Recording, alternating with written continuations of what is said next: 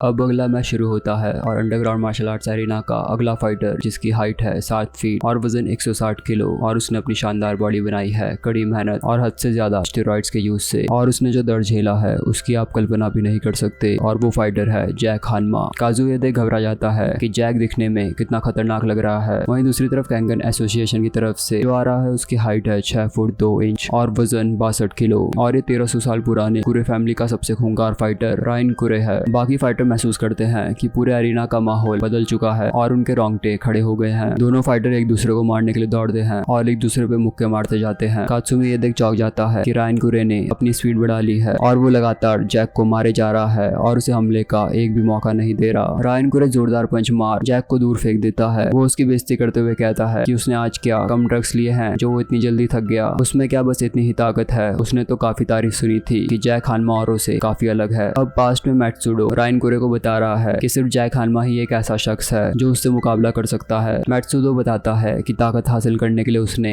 अपनी बॉडी में extreme level के ड्रग्स डाले, न जाने वो कितनी दर्दनाक सर्जरी से गुजरा, आर्टिफिशियल ग्रोथ ट्रीटमेंट का सहारा लिया। वो इंसान नहीं एक फाइटिंग मशीन है, क्या वो उससे लड़ना चाहेगा? रायन कुरे ये सुन जोर जोर से हंसने लगता है और कहता है कि बॉडी में 2-4 इंजेक्शन घुसवाने से कोई भी अपने आप को फाइटर समझने लगता है, क्या मजाक है? वो इस फाइटिंग मशीन से जरूर लड़ेगा। वो मैट्सुडो को बोलता है कि ये बात याद रखना कि वो मुझे कभी नहीं हरा पाएगा।